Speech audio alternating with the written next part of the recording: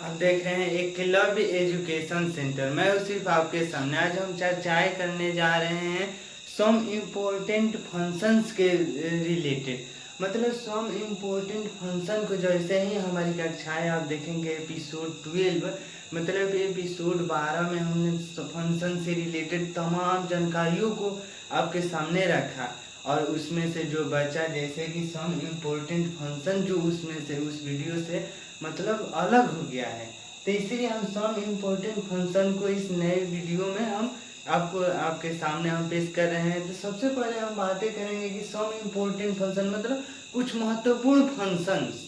मतलब पिछली कक्षाओं में हमने फंक्शन के बारे में उसके तमाम अवधारणाओं को समझा, उन तमाम फैक्टों को समझा और इस वीडियो में हम उसके कुछ भी महत्वपूर्ण फंक्शंस को हम समझेंगे। तो सबसे पहले हम बातें करेंगे कंस्टेंट फंक्शंस के बारे में।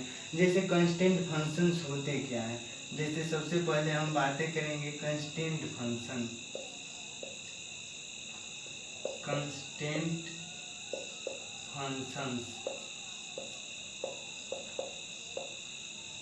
कंस्टेंट फंक्शंस मतलब जैसे कंस्टेंट फंक्शन को हम ऐसे भी लिख सकते हैं क्वेश्चन में X is equal to C all element X is belong to R. मतलब कंस्टेंट सम इम्पोर्टेंट फंक्शन की हम चर्चाएं कर रहे हैं। इस कक्षा में हम कुछ महत्वपूर्ण फंक्शंस के बारे में और उसके तथ्यों को बारे में हम जानेंगे। तो इसी क्रम में हम सबसे पहले जानेंगे कि कंस्टेंट फंक्शंस होते क्या हैं। तो कंस्टेंट फंक्शन मतलब एक क्वेश्चन में एक ब्रैकेट में X is equal to C, यहाँ पर सी कंस्टेंट है, all element X is belong to R. यहाँ पर डोमेन की जब हम कल्पनाएं कर रहे हैं, डोमेन की जब चर्चाएं होंगी तो domain is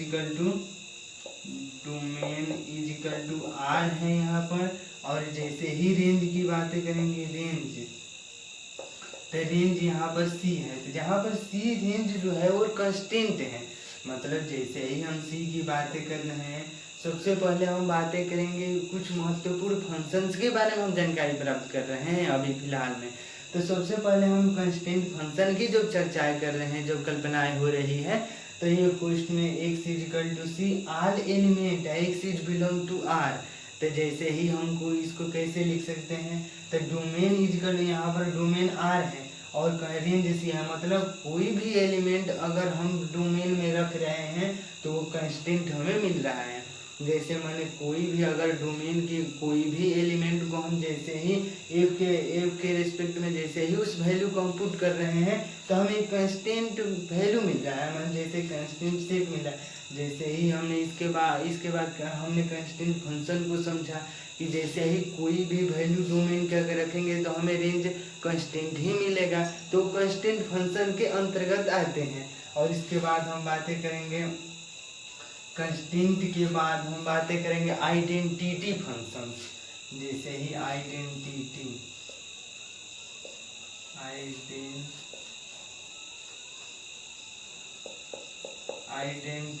functions, identity functions का मतलब ये होता है कि एफ ब्रैकेट में X is equal to x all element X is belong to R.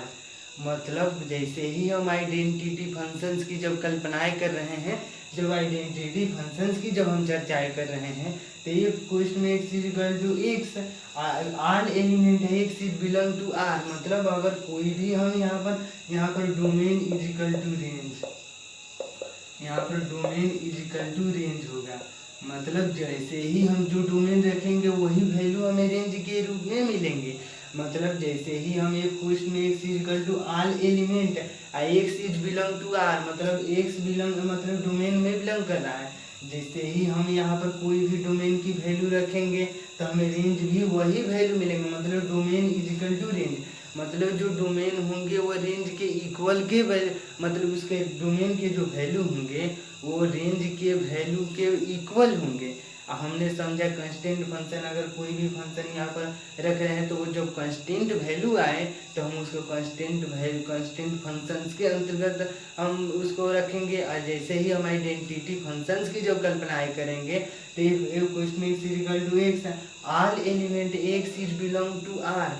जैसे ही हमने यहाँ पर कोई वैल्यू डोमेन की रखी तो फिर हमें वही वैल्यू मिल गया, मतलब डोमेन जो रखेंगे वही रेंज के रूप में मिलेगा। और जैसे ही हमने डोमेन इक्वल टू रेंज लिख दिया, मतलब जो डोमेन होंगे वही रेंज होंगे। आइडेंटिटी फंक्शंस के अंतर्गत हम यह अध्ययन करते हैं।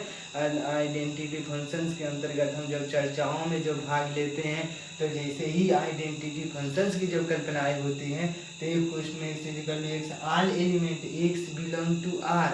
जैसे ही डोमेन की जब चर्चाएं होती है तो डोमेन रेंज के इक्वल होते हैं, मतलब डोमेन और रेंज की जो वैल्यू है वो इक्वल होती है। और इसी क्रम में हम आगे बढ़ेंगे, बातें करेंगे रेसिप्रोकल फंक्शंस की। रेसिप्रोकल फंक्शंस, जैसे ही हम रेसिप्रोकल फंक्शंस की बातें करते हैं, रेसिप्रोकल फंक्शंस को हम ऐसे लिख सकते हैं, एक ब्रैकेट में एक question x equal to 1/x all element x is belong to r, जबकि x नॉट इक्वल टू 0। मतलब जैसे ही हम रेसिप्रोकल फंक्शंस की जब चर्चाएं कर रहे हैं, रेसिप्रोकल फंक्शंस की जब कल्पनाएं होंगी तो हम ऐसे लिख सकते हैं question x equal to 1/x, एक ब्रैकेट में x equal to 1/x all element x belong to r, जबकि x नॉट इक्वल टू 0। अगर यहाँ पर मान लीजिए हमने डिविजिबिलिटी में हमने पढ़ा कि जैसे ही 1/, अगर 0 रखेंगे तो ये तो संभव नहीं हो पा रहा है, तो इसीलिए हम x नॉट इक्वल टू 0 लेंगे। तो हमने रेसिप्रोकल फंक्शंस को जैसे ही डोमेन और रेंज की बातें होंगी तो जैसे ही domain and range equal to, जैसे domain and range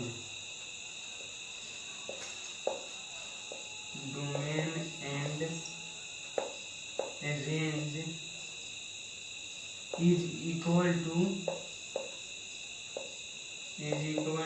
r minus R set 0, मतलब आइडेंटिटी यूनिट सेट को हम जैसे ही घटा देंगे रेंज में से, मतलब यहाँ पर रेंज r है और डोमेन, जैसे ही डोमेन एंड रेंज की जब हम कल्पनाएं कर रहे हैं इसके domain and range is equal to r minus unit set, जैसे ही यूनिट सेट को हम r में से घटा देंगे, मतलब रेंज डोमेन में से जैसे ही हम यूनिट सेट को घटाएंगे तो हमें रेसिप्रोकल फंक्शंस की जब हम चर्चाएं कल्पनाएं कर रहे हैं तो एक ब्रैकेट में x equal to 1/x all element x is belong to r, then where मतलब x नॉट इक्वल टू 0, मतलब x की जो वैल्यू है वो 0 नहीं होना चाहिए। और इसी क्रम में हम आगे बढ़ेंगे और रेशनल फंक्शंस की जब भी चर्चाएं करेंगे, रेशनल फंक्शंस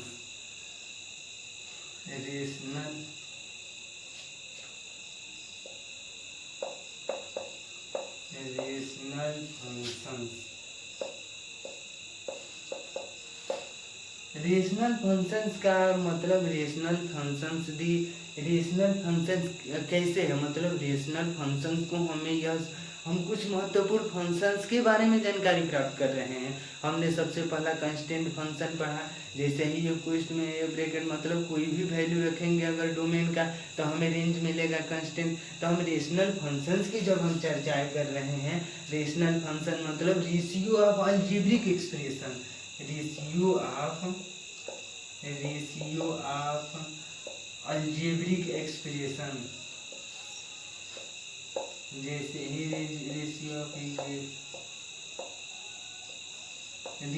ऑफ अलजेब्रिक मतलब अलजेब्रिक जो फंक्शन एक्सप्रेशन है उसको जैसे ही हम रेशियो में करेंगे तो वो रेशनल फंक्शंस के अंतर्गत आते हैं। जैसे एक question x equal to x square minus 2x plus 2 upon x square minus 5x plus 3, तो यह रेशनल फंक्शंस के अंतर्गत आते हैं। जैसे ही रेशियो ऑफ अलजेब्रिक एक्सप्रेशन करते हैं, मतलब अलजेब्रिक एक्सप्रेशन को हम जैसे ही रेशियो के अंतर्गत में लाते हैं तो वो हमें रेशनल फंक्शंस के वो अंतर्गत में आ जाते हैं।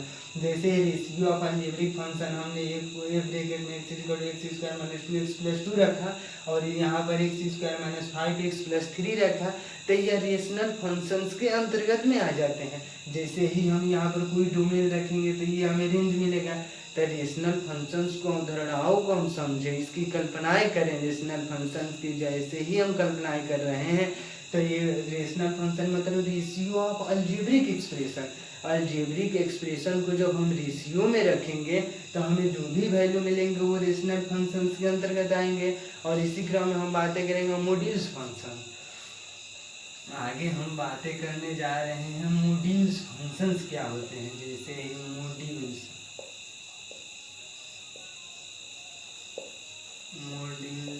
फंक्शंस, मॉड्यूल्स फंक्शन मतलब हमें क्लास 11th एंड 12 में सबसे महत्वपूर्ण अगर कोई मतलब सम इम्पोर्ट मतलब कुछ महत्वपूर्ण फंक्शनों में मॉड्यूल्स फंक्शन सबसे महत्वपूर्ण है।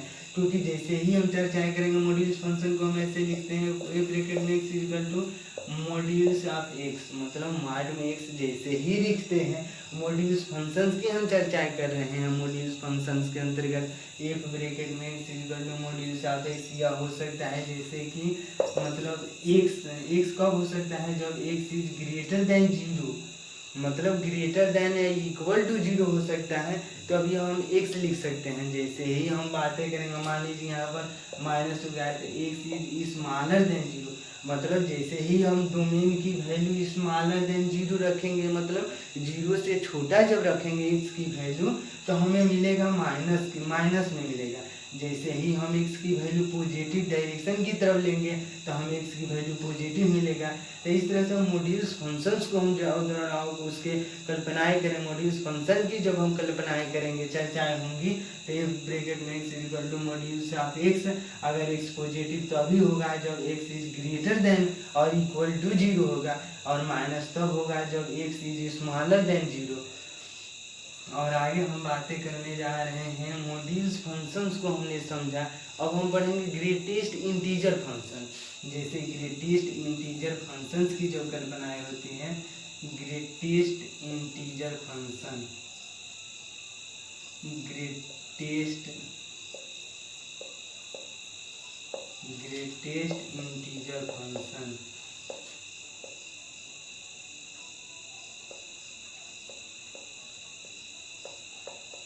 ग्रेटेस्ट इंटीजर फंक्शन को हम फ्लोर फंक्शन भी कहते हैं। जैसे इसको हम ऐसे भी कर सकते हैं फ्लोर फंक्शंस भी कह सकते हैं। ग्रेटेस्ट इंटीजर फंक्शन हमारे जेईई मेंस के लेवलों में, जैसे जेईई मेंस की परीक्षाओं में जैसे ही हम बैठते हैं तो ग्रेटेस्ट इंटीजर फंक्शन एक बहुत ही महत्वपूर्ण टॉपिक है। और जैसे ही ग्रेटेस्ट इंटीजर फंक्शंस की जब हम कल्पनाएं कर रहे हैं, जब चर्चाएं कर रहे हैं, तो ग्रेटेस्ट इंटीजर फंक्शंस के अंतर्गत मान लीजिए अगर 3.12 दे दिया तो हम इसको ग्रेटेस्ट इंटीजर फंक्शंस के अंतर्गत हम 3 ही लिखेंगे। और इसके बाद मान लीजिए लिख दे दिया -1। जैसे ही ग्रेटेस्ट इंटीजर फंक्शंस की जब हम बातें कर रहे हैं तो इसको हम फ्लोर फंक्शन भी कर सकते हैं। अगर 3.12 दिया है तो हम 3 लिख सकते हैं। जैसे ही हम ग्रेटेस्ट इंटीजर फंक्शन में अगले हम क्रम की बातें करेंगे, जैसे 12 दे दिया तो हम इसको -4 लिख सकते हैं। अगर मान लीजिए ऐसे -3 दिया है तो हम -3 लिखेंगे, और अगर 3 लिखा है तो 3 लिखेंगे। मतलब ग्रेटेस्ट इंटीजर फंक्शन में माइनस की वैल्यू बढ़ जाती है, जैसे -3 है तो -4 हो जाएगा, लेकिन जो प्लस में है वो जैसे ही 3.12 है तो वह 3 हो जा रहा है। इसी क्रम में हम बातें करेंगे ग्रेटेस्ट इंटीजर फंक्शंस की। हमने चर्चा की कि जैसे 3.12 दिया है तो 3 हो जा रहा है, और -3.12 है तो 4 हो जा रहा है, -4 हो जा रहा है। मतलब माइनस ग्रेटेस्ट इंटीजर फंक्शन में अगर माइनस कोई डिजिट है, यहाँ पर माइनस है तो यहाँ पर एक बढ़ जाएगा, मतलब -4 हो जाएगा। और जैसे ही मान लीजिए -3 है, अगर -3 है तो -3 ही होगा, -3 है तो -3 ही लिखेंगे। अगर 3 पॉजिटिव है 3 है तो इसको 3 ही लिख देंगे। अब हम आगे बातें करेंगे स्मॉल मतलब ग्रेटेस्ट इंटीजर फंक्शंस के बाद हम पढ़ेंगे स्मॉलेस्ट इंटीजर फंक्शन। मतलब ग्रेटेस्ट इंटीजर फंक्शन में जो माइनस जो वैल्यू होती है, smallest integer functions. Smallest greatest integer में जैसे ही -3.12 रख रहे हैं तो वो -4 हो जा रहा है, लेकिन स्मॉलेस्ट इंटीजर फंक्शन में जैसे ही हम बातें करेंगे, मान लीजिए 9.7 है तो इसको हम 10 लिख देंगे। और जैसे ही हम मान लीजिए कि यहाँ पर दे दिया 5.37 तो इसको हम लिख देंगे -5। मतलब जैसे ही आए ग्रेटेस्ट इंटीजर फंक्शन में हम ऐसे लिखते थे, greatest integer functions. Smallest integer functions में पॉजिटिव जो वैल्यू है वो बढ़ जा रही है, और जबकि माइनस की जो वैल्यू है वो सेम हो जा रही है, मतलब घट जा रही है।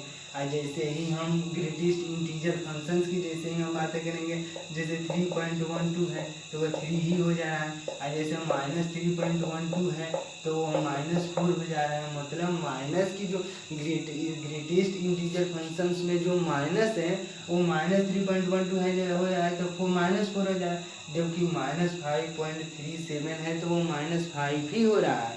और इसके बाद हम बातें करेंगे एक्सपोनेंशियल फंक्शंस के बारे में। एक्सपोनेंशियल फंक्शंस के बारे में हम आगे इस बातें कर रहे हैं। एक्सपोनेंशियल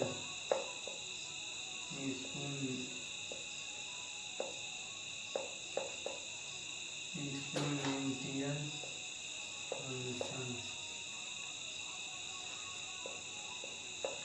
एक्सपोनेंशियल फंक्शंस का जब भी हम चर्चाएं करें, एक्सपोनेंशियल फंक्शंस की जब हम बातें करेंगे तो हम एक्सपोनेंशियल फंक्शंस को ऐसे भी लिख सकते हैं, f को इसमें x इक्वल टू a के पावर x। मतलब ये भी तो एक्सपोनेंशियल फंक्शंस की जब भी चर्चाएं हो रही हैं।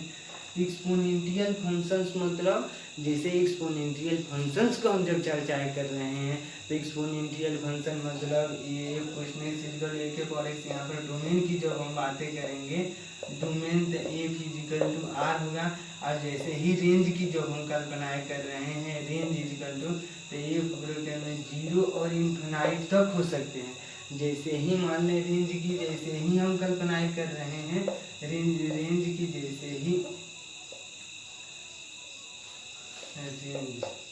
जैसे ही हमने बातें की एक्सपोनेंशियल फंक्शंस को हम ऐसे भी लिख सकते हैं, f को इसमें x इक्वल टू a के पावर x। मतलब ब्रैकेट में x इक्वल टू a के पावर x या एक्सपोनेंशियल फंक्शंस के अंतर्गत आते हैं।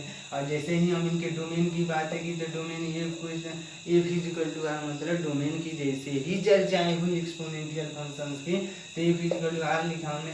रेंज की जब कल्पनाएं कर रहे हैं, रेंज की जब चर्चाएं हो रही है तो 0 एंड इंफिनिटी सेट के अंतर्गत। मतलब जैसे ही एक्सपोनेंशियल फंक्शंस की जो बातें हो रही हैं तो ये ब्रैकेट में x इक्वल टू a के पावर x। डोमेन की जो बातें हो रही हैं तो ये question f equal to r, range equal to 0 infinity मतलब इनफिनाइट तक, 0 से लेकर इनफिनाइट तक। और आगे हम बातें करेंगे logarithmic function. Logarithmic function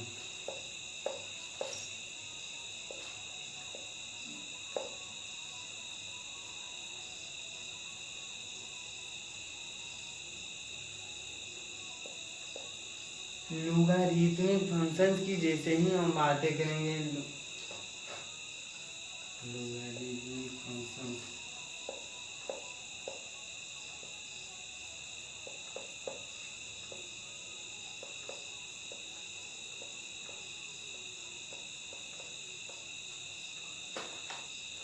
logarithmic functions की जब भी चर्चा होती है, लोगारिथमिक फंक्शन मतलब f equal to log x base a। इसको हम बेस बोलते हैं, इसको x मतलब log x बेस a। जैसे ही लोगारिथमिक फंक्शंस की जब हम चर्चाएं कर रहे हैं, लोगारिथमिक फंक्शंस की जब हम कल्पनाएं कर रहे हैं तो ये क्वेश्चन इक्वल यहाँ पर डोमेन की जैसे ही बातें होती हैं, डोमेन तो डोमेन इक्वल टू 0 से इन्फिनाइट।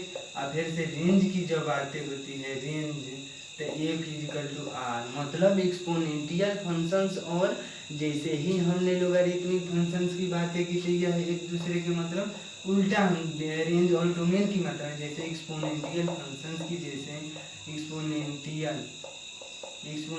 फंक्शंस की जब हम चर्चाएं कर रहे थे, एक्सपोनेंशियल फंक्शन मतलब एक question x equal to a के power x।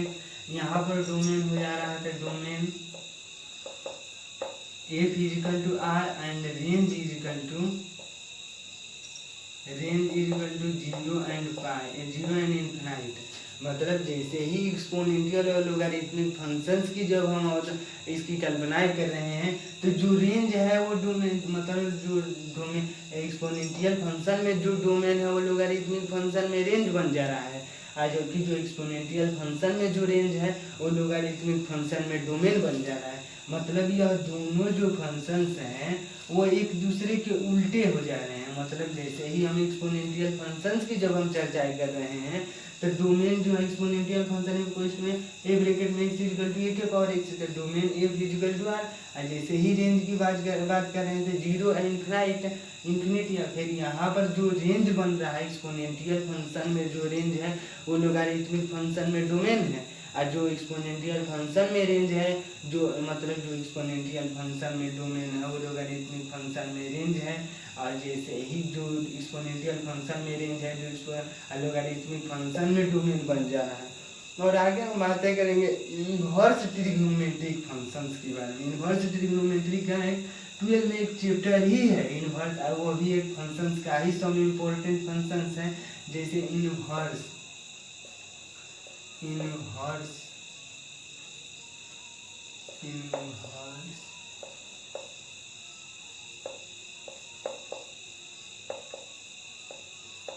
Trigonometric function.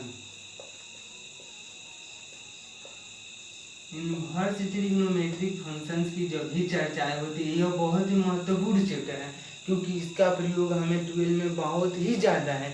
Inverse trigonometry का प्रयोग डिफरेंशिएशन इंटीग्रेशन तमाम जगहों पर है। तो इन्वर्स ट्रिग्नोमेट्री के इम्पोर्टेंट फंक्शंस के अंतर्गत ही आते हैं और इन्हें हम अलग अलग चैप्टरों में अलग अलग अध्यायों में हम इसको पढ़ते हैं। तो सबसे पहले हम बातें करेंगे इन्वर्स ट्रिग्नोमेट्रिक फंक्शन को पढ़ने के लिए सबसे पहले हमें एक चार्ट बनाना पड़ेगा। जैसे ही हम चार्ट की जब बातें कर रहे हैं तो जैसे ही चार्ट में फंक्शंस हम लिखेंगे, फंक्शंस यहाँ पर फंक्शंस हो गया, यहाँ पर डोमेन और रेंज, यह डोमेन है और ये रेंज है, डोमेन एंड रेंज। जैसे ही हम बातें कर रहे हैं अगर साइन इनवर्स एक्स है, यहाँ पर साइन इनवर्स एक्स,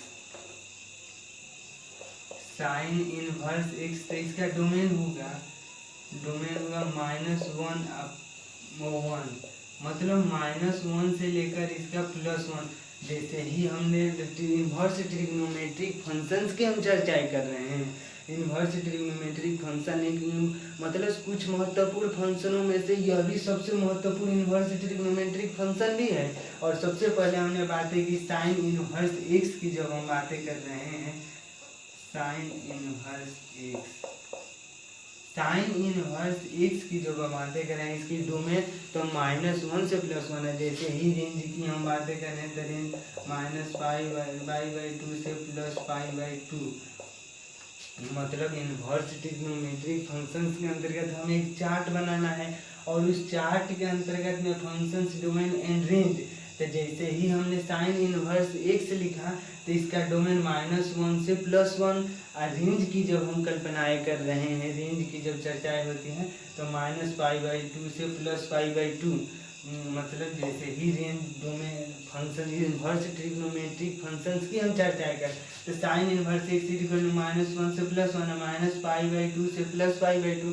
इसके बाद हम cos inverse x, cos inverse X का -1 +1 इसका 0π, मतलब 0 से पाई तक इसका रेंज है। रेंज की जब भी बातें करते हैं कॉस इनवर्स, मतलब साइन इनवर्स एक्स की जब हम बातें कर रहे हैं इन्वर्स ट्रिग्नोमेट्रिक फंक्शंस के अंतर्गत, जब साइन इनवर्स की बातें कर रहे हैं तो वो -1 से +1, और रेंज की जब हम बातें कर रहे हैं तो -π/2 से +π/2।